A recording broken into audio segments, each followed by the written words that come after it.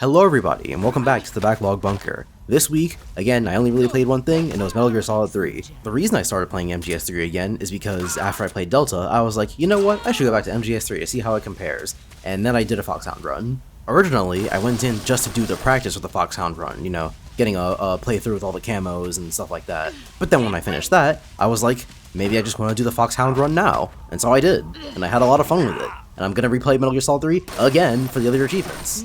What Delta made me realize was, well, a couple of things actually. The first being that most people are right about remake culture. I was already pretty against remakes, but I think Delta really put that foot in the grave for me, because replaying MGS3, I realized that a lot of things about Delta were even worse than I originally thought. Crouch walking is bad. Hip firing, especially with the sniper rifle, is bad. A lot of the boss fights have been made worse. The final boss was made way too easy. It can be frustrating to learn the boss's CQC timings, but once you actually get it, it's pretty fun.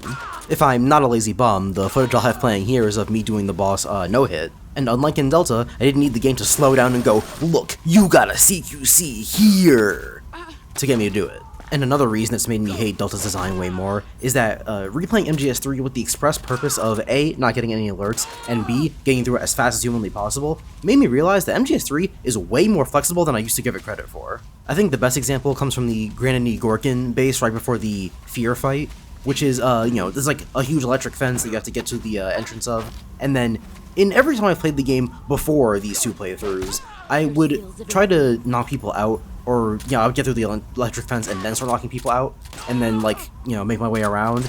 But now that I know that the entrance is there, not only do I just go straight for the entrance, I don't have to knock anybody out, because the guard that patrols all the way on that side, it just turns around at some point, and the dogs never come close enough to be able to see you. So I can just rush in. Or a lot of other parts of the game where I would knock someone out, and then someone else would see that, and then as long as I was quick with it, I was able to headshot that other person and knock them out just as fast.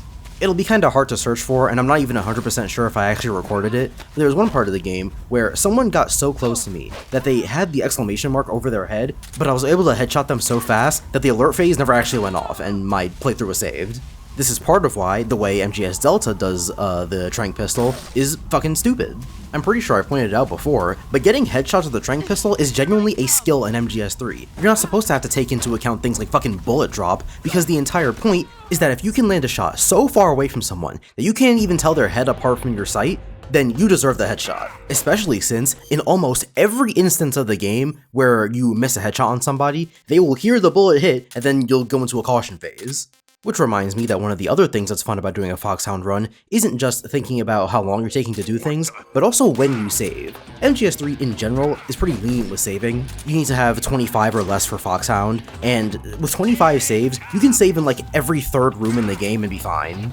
But because I like a challenge, that's the whole reason I'm doing Foxhound in the first place, I challenged myself to only ever save when I thought I really needed to. And one of the most fun parts about the game was trying to think about where I could min-max my saves, to the point where if I ever did a boss in one try, it made the feeling of accomplishment way stronger. On top of the fact that having a smaller safety net meant that I had to play the game way more carefully and know way more about it. And now that I've beaten the game in 16 saves, I almost think I want to challenge myself to do it in even less saves, because now that I've gone through these rooms with a very careful eye, I think I know more about them, and I want to challenge myself to do it without the safety of being able to just go back to a save. Unfortunately, not everything is perfect though.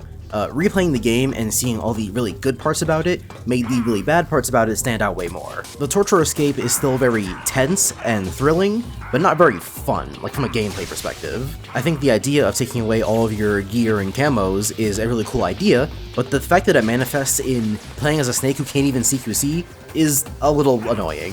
Then there's the bike chase against the Shagrohod, just not very fun to play. Though unlike MGS Delta, the camera isn't absolute shit, so I can actually see the game while I'm playing it. And then of course the Eva escort mission just isn't very fun. I like it more than I used to now that I know how to get through it more efficiently, but it's still just not interesting to me.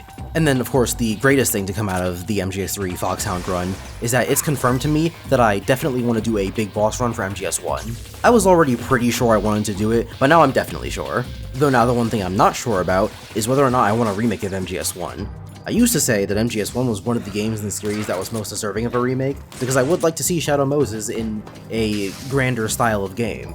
But if it comes out anything like Delta, then maybe I just don't want it, actually. It's unfortunate, but I might just have to condemn myself to replaying the Shadow Moses section of MGS4 for the rest of my life. Though, speaking of MGS4 and by extension 2, I will not be replaying those games because I don't like them. And I don't need to replay 5 because I already got 100% in it, but I might just do it anyway. But then the topic of replaying games brought me to my thoughts on the weekly topic this time around, which is questioning how much exactly replay value is worth. The reason I ended up thinking about this is because after replaying MGS3 twice back to back, I realized I should probably go up in my list of favorite games of all time, because it was at number 7, which is criminally low for a game that I, again, replayed back to back twice, just now. But when going over my list of my top 10 games, I remembered that I have Terraria at number 4, and thinking about it, I moved MGS3 up to number 5, I think, below Batman Arkham Knight, and then I moved Terraria down to number 9. Now you might think it's kinda strange, because it sounds like Metal Gear Solid 3 didn't replace Terraria, or even bump it down. It kinda sounds like they moved independently of each other, so what's happening there? Well, when I was re-evaluating where I wanted to put Terraria, the thing that just kept going through my mind is that I don't really want to replay Terraria. Not ever, mind you, I just don't have any interest in doing it now or anytime soon. And especially compared to my other favorites, it's kinda weird that Terraria is uniquely unreplayable, to me at least. To quickly go through the rest of them, I'm currently replaying Dragon Quest XI, I'm on my 4th or 5th, depending on how you count them, replay of Fire Emblem Awakening, I've replayed Donkey Kong Country Returns, I'm going to replay Arkham Knight, I did replay Metal Gear Solid 3 just now, I did replay Kingdom Hearts 2, I technically replay Sonic Generations, Titanfall 2 is a multiplayer game as far as I'm concerned, so that doesn't count. Meaning the only game left is the one game that Terraria is above currently, that being Fantasy Life. But I'm already on my 3rd playthrough of Fantasy Life, on top of the fact that in the event I end up loving Fantasy Life I in the same way that I love the original 3DS game, I'm definitely gonna replay that at some point too. But then after thinking about that, the next thing I thought of was, why does it matter? When I judge games for their quality, it's purely about how fun they are. A game being more replayable doesn't put it over a different game. I could replay MGS3 5 times over before I ever replay Kingdom Hearts 2, but that's not why Metal Gear Solid 3 is above Kingdom Hearts 2. It's because Metal Gear Solid 3 is a better game than Kingdom Hearts 2. So if that's the case, then why did Terraria move down? I don't like the game less, I just thought it was less replayable. So I began to consider if maybe replay value was more descriptive than prescriptive. A game isn't good because it has a lot of replay value, a game has a lot of replay value because it's good. And maybe this is revealing to me that I don't think Terraria is as good as I might believe it to be. Though it may not come as a surprise that the signs were kind of always there. Never forget, Terraria is an open-world survival crafting game, a genre that I hate. On top of the fact that, thinking about it more, Terraria getting updates made me feel a bit of a Fighter Z kind of thing, because generally, I like it when games have definitive ending points. And when I've done everything in the game, that means that I've done everything in the game. And I had 100% in all the achievements in Terraria, but now I don't because they added more achievements. If a game is going to add more content, I want it to be more content concatenated to the end of the game, because the end of the game is where I left off on. If you add things to the middle of the game, that means I have to replay the whole game just to get to that new content, and I don't really want to do that. Now, in Terraria's case, I don't have to replay the game to get to that middle content, but because I'm at an end game point with my character, doing that middle content isn't going to feel very rewarding because I'm already at the end of the game. I say all of this to say that, yeah, Terraria is still a top 10 game of all time for me, but maybe it's just not as high as I used to think it was. If Terraria is the only game among all of my favorites, yes, even including the honorable mentions you can check on my backlog, that I wouldn't want to replay, then maybe that says something about Terraria. Or at the very least, something about how much I like it.